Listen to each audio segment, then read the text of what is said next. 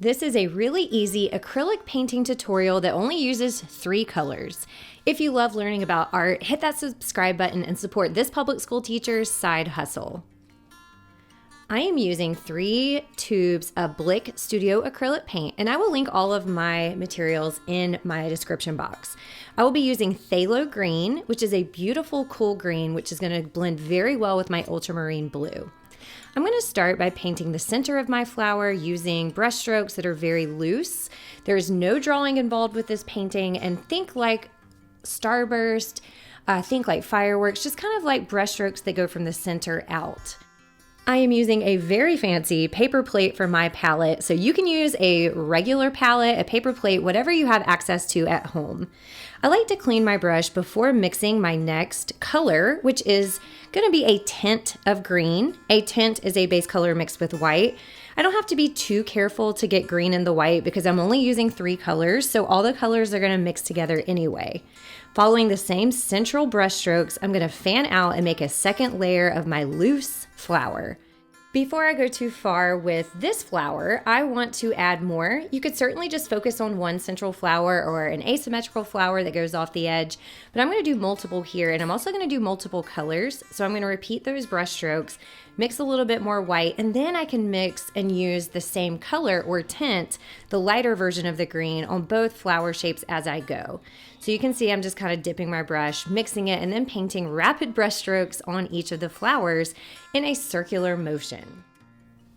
You might notice that I'm really not paying attention to shapes of the petal. I'm just going for that nice circular outward sunburst color that goes from dark to light. As this dries, I'm going to do a second layer that has a little bit more definition, but my whole goal here is loose, flower-like, kind of abstract painting styles that doesn't require drawing or thinking or planning too much ahead. You can see now that I'm just kind of adding green, I'm adding white, whatever I need to do, and now I'm finally giving this second flower in the corner a little bit more attention. It doesn't need to be a perfect gradient or value scale from dark in the center to light on the edges, but I do want it to have somewhat of a natural blend.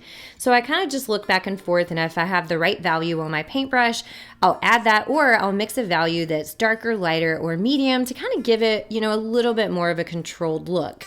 Controlled chaos is the name of the game. I want it flower-like without it being too perfect or even being a flower that has a specific name. Let's move on to our ultramarine blue, and I cleaned my brush and dried it, and now I'm going to add 2 flowers on the edge. It's important to pick 2 colors that blend well together. So my phthalo green and my ultramarine blue are a perfect combination. You could do like a pink and an orange, a green and a yellow, any color that when you blend it together, it makes another pleasing color. You could also do this in grayscale. You could do like a dark center that fades to light and then reverse it and do a light center that fades to black. Whatever you have at home, whatever you have on your palette, as long as the colors blend, you'll be good to go. So you can see I'm just going right in with my white, mixing those lighter values and overlapping some of those edges of my green. I'll go back and define them later and decide like which petals will be on top, which ones will be underneath, and really pay attention to those lightest areas. It's not a big deal if a little bit of green gets mixed in because the paint's not dry, so it will blend some, but at this point I do want to keep the white paint pure and not have too much of a mix of my green and blue. I want to have a little bit more control for now. I will mix the 2 colors together eventually. Let's get a little bit more of a dark center here. And I love how these go off the edge. Typically, I like paintings that have like groups of 3. So 3 flowers instead of 4. Usually odd numbers are more pleasing to the eye, but somehow this works. It's symmetrical enough with flowers going off the corner, but not too balanced where it looks like too perfect. I'm going to continue this technique, kind of adding some light green, adding some light blue, still doing those central brush strokes without much planning, and just letting the paintbrush and the paint kind of mix and blend. The good thing about these 2 colors is as they kind of mix together, it's kind of hard in a fun way to see like where one flower stops and the other one ends, which is a really fun, simple technique. This is not a painting that requires too much skill. This is perfect for beginners because you can just kind of mix very simple color, which really it's the same color, you're just making it lighter with white, just playing around with your brush strokes and mixing. So I spent a good deal of time paying attention to the edges of the flower and the lighter tints. Now I'm going to go back and pay attention to more of the darker areas, adding kind of a darker blue on the edges to give it a little bit of a look like the petals are sticking out over the green petals. And now I think I can go back and really make some nicer values once I'm done with these outer edges. So I'm going to make a really nice dark in the center, and I'm mixing my pure phthalo green with my ultramarine blue. And I'm going to give it a little bit more of a defined central point where all the petals are coming from. Because it's pretty much equal parts blue and green, I'm going to put this in the center of all the flowers, all 4 of them, and it gives it a really nice harmonious look, and it also gives it a really nice dark kind of contrasted place for the eye to go to and to give the flower a little bit more form. I'm going to take my brush and kind of fan it out a little bit with that same brush stroke, giving it a petal look where the petals are darker towards the center. And that's going to give it a little bit more detail and a little bit more control, because I do like a loose painting, but even a loose painting, in my opinion, should have some key moments of contrast and just a few key moments of definition.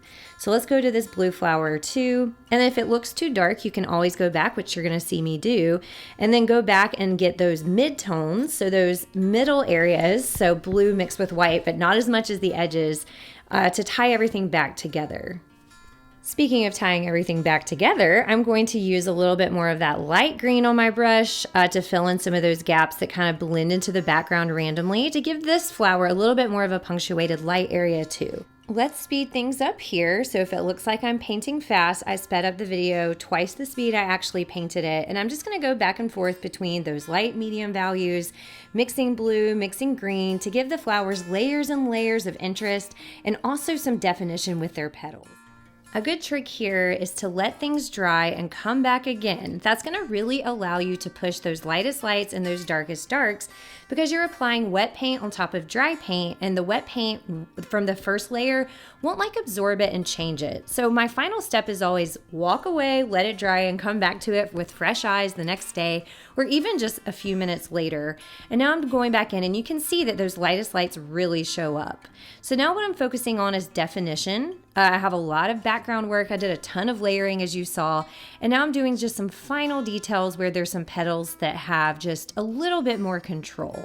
So I'm going for my section in the middle here with kind of a darker, not all the way dark, but a darker green, and fanning it out. And then I'll repeat this on each flower, and I'll also do this with the lighter values to give it just a little bit of emphasis in the center of each flower.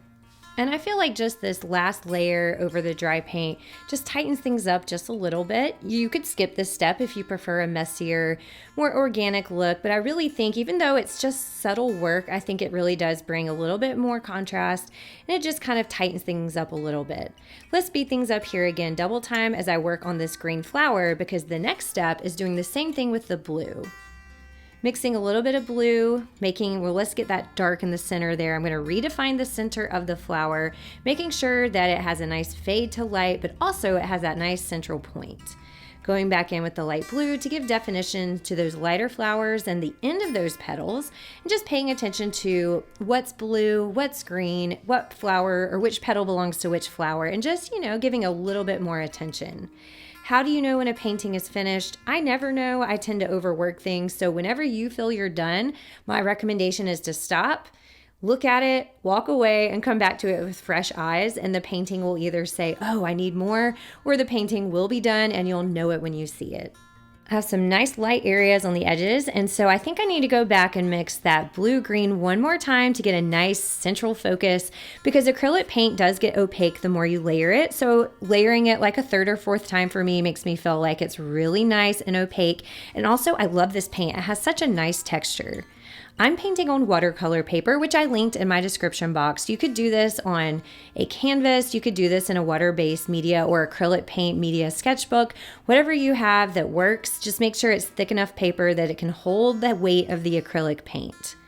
I'm starting to feel done. I really love the lights and darks, so we'll call this one finished. Thank you so much for sticking around and making art with me, and if you're interested in more acrylic painting tutorials, check these out.